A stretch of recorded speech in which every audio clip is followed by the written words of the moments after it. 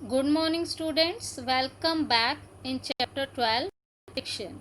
Student, in this chapter we were discussing about friction. Now we will move forward. So today's topic is friction a necessary evil. ऐसा क्यों है? Let us see. Just think, would it be possible to hold a glass at all if there is no friction? How difficult it is to move on a wet muddy track or wet marble floor. Can you imagine being able to walk at all if there is no friction? इसका क्या मतलब है? अगर जो slippery glass है उस अगर friction नहीं होगी तो क्या हम उस कांच के ग्लास को पकड़ सकते हैं? या फिर गीली मिट्टी का ट्रैक है या गीला मार्बल फ्लोर है, क्या हम उस पर ईजिली वॉक कर सकते हैं अगर फ्रिक्शन नहीं होगी? You could not even write with pen or pencil if there were no friction. अगर फ्रिक्शन नहीं होगी तो हम पेन या पेंसिल से लिख तक नहीं सकते हैं. If an object started moving, it would never stop if there were no friction.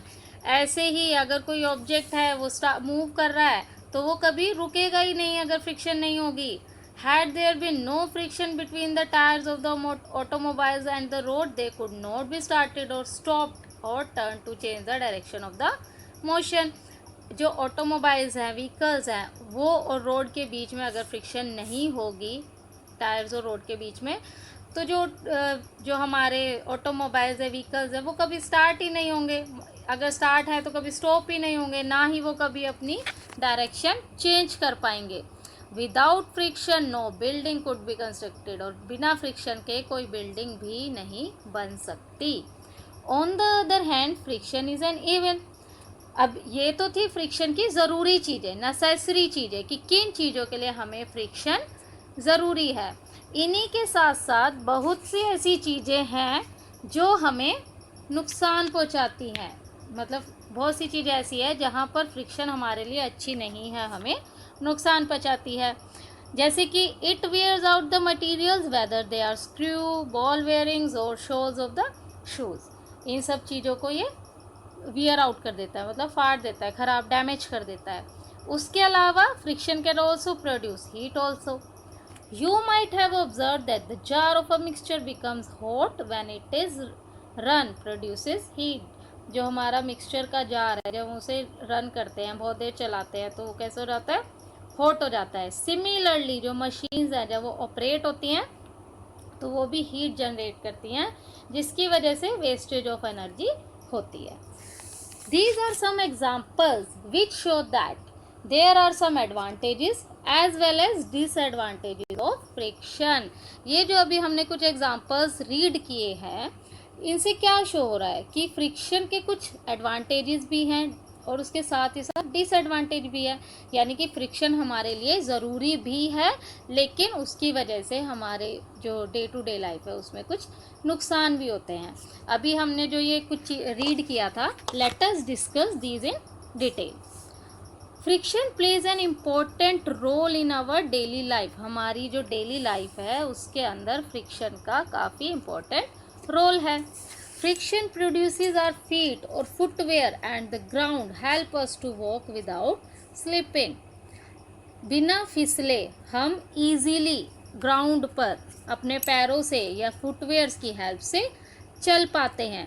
अगर हम आइस पे या स्मूथ पॉलिश सरफेस पे चलना चाहें तो वहाँ क्या है? फ्रिक्शन नहीं है, बिकॉज वो सरफेस कैसा है? स्मूथ है. स्मूथ सरफेस होने की वजह से फ्रिक्शन कम है या नहीं है, तो हम उस पर नहीं चल पाते. और अगर जो रफ ग्राउंड है या फुटवेयर्स हमने पहने हुए हैं तो हम बिना फिसले, विदाउट स्लिपिंग, हम उस पर चल पाते हैं. The friction between the treaded tires and the rough surface of the road enables vehicles to move safely on the road. जैसे कि अभी हमने पढ़ा भी था कि जो हमारे टायर्स हैं, टायर्स में हमने देखा है ग्रूव्स बने होते हैं, और जो हमारा सरफेस है, सड़क है, वो भी रफ होती है. तो ये क्या करते हैं? इसकी वजह से जो फ्रिक्शन प्रोड्यूस होती है रोड और टायर्स के बीच में, उसकी वजह से हमारे जो व्हीकल्स हैं वो सेफली रोड के ऊपर मूव कर पाते हैं. कई बार हमने देखा भी है, अगर रोड पर गीला रोड है, रेनी डेज है, वहाँ पर मिट्टी आ गई है या ग्रीस गिर गया है किसी रीज़न की वजह से, तो हमने देखा है कि जो हमारे व्हीकल्स हैं वो फिसल जाते हैं, स्किड कर जाते हैं, जिसकी वजह से काफ़ी एक्सीडेंट्स भी होते हैं। Friction between the brake shoe and the wheel shows down और स्टॉप्स अ मूविंग व्हीकल। जो ब्रेक शू हैं और जो व्हील्स हैं व्हीकल के, उनके बीच में फ्रिक्शन प्रोड्यूस होती है, जिसकी वजह से जो व्हीकल है हमारा वो स्लो डाउन हो जाता है या फिर रुक जाता है। फ्रिक्शन बिटवीन अ पेंसिल और a pen and paper help us to write. जैसे कि अभी हमने पहले भी पढ़ा था कि जो फ्रिक्शन है उसी की वजह से हम पेंसिल या पेन की हेल्प से पेपर पर लिख पाते हैं। That is why we find it difficult to write on smooth surface. इसीलिए स्मूथ सरफेस जैसे कि प्लास्टिक है, ग्लास है, या हमारे पेपर के ऊपर ऑयल या घी गिर गया है, हम उस पर लिख नहीं पाते या हमें बहुत डिफ़िकल्टी होती है उस पर लिखने के लिए। It is friction that allow your teacher to write on the blackboard. Friction की वजह से ही हम टीचर जो हैं आपके वो ब्लैक बोर्ड पर चौक की हेल्प से लिख पाते हैं। We are able to light a matchstick, sew clothes, tie a knot और fix a nail। ये इतनी सारी चीज़ें, माचिस को जलाना, कपड़े सिलना, नोट बांधना या फिर इवन एक कील भी फिक्स करना, ये सब किसकी वजह से है? फ्रिक्शन की वजह से है। So these are the advantages of friction in our day to day life. Now similarly there are some disadvantages also। इन एडवांटेजेस के साथ साथ अभी हमने नंबर ऑफ एडवांटेजेस पढ़े फ्रिक्शन के, कुछ रीड किए, फिर उसके बाद हमने उन्हें डिस्कस भी किया, लेकिन इन एडवांटेजेस के साथ साथ फ्रिक्शन के डिसएडवांटेज भी हैं। क्या हैं? Friction wear out the rubbing surfaces like screw and ball bearing of machine or soles of shoes। Friction क्या करता है? जो हमारे मशीन्स हैं उनके स्क्रू हैं, बाल बियरिंग्स हैं मशीन की, या फिर हमारे जूतों के सोल हैं, उन्हें क्या करता है? घिस देता है या डैमेज कर देता है। हम देखते हैं जितने ज़्यादा हमारे जो फुटवेयर है पुराने होते जाते हैं, हम नीचे से क्या देखते हैं कि वो घिसते हैं। किसकी वजह से घिस जाते हैं? फ्रिक्शन की वजह से। The objects in contact required more force to overcome friction between their rubbing surfaces. This result in wastage of energy। Friction को कम करने के लिए उस पर ज़्यादा फोर्स लगानी पड़ती है, जिसकी वजह से हमारी वेस्टेज ऑफ एनर्जी भी होती है। You already know that friction generates heat। जैसे अभी हमने पहले भी पढ़ा था कि फ्रिक्शन हीट जनरेट करती है। जैसे हमने अपने पाम वाला एग्जांपल किया था, जब हम अपने हाथों को आपस में रब करते हैं तब हीट जनरेट होती है, जिसकी वजह से हमारे हाथ गर्म हो जाते हैं। This heat raises the temperature of a machine, sometimes causing damage to its part। और जो फ्रिक्शन की वजह से हीट प्रोड्यूस होती है वो क्या करती है? मशीन का टेम्परेचर बढ़ा देती है, जिसकी वजह से कई बार उसके पार्ट्स भी डैमेज हो जाते हैं। Hence proper arrangement have to be made to keep the machine cool। इसीलिए मशीन को ठंडा करने के लिए प्रॉपर अरेंजमेंट करना ज़रूरी है। अभी हमने पढ़ा था कि ये कुछ डिसएडवांटेजेस हैं फ्रिक्शन के और कुछ एडवांटेजेस हैं फ्रिक्शन के। कई बार क्या होता है, कुछ चीज़ें ऐसे होती हैं जिसमें हमें फ्रिक्शन को इंक्रीज़ करना पड़ता है, और सम टाइम हमें क्या करना पड़ता है? फ्रिक्शन को रिड्यूस करना पड़ता है। So there are certain ways which can increase और reduce friction. This is our next topic, increasing and reducing friction. We use different techniques to increase friction because sometimes it is necessary to do this to smooth our work। कई सारी ऐसी different techniques होती हैं जिससे हमें friction को reduce या increase करना पड़ता है, क्योंकि ताकि हमारा जो काम है वो स्मूथली हो सके। उसके लिए let us see some these ways. सबसे पहले हम देखेंगे increasing friction. Roughen the surface. Treaded tires of vehicles have design and patterns with grooves on their surface to increase resistance with the road. जो हमारे टायर्स होते हैं, even हमारे जो फुटवेयर्स होते हैं, अगर हम देखें तो उनके अंदर ग्रूव्स होते हैं, गड्ढे से होते हैं।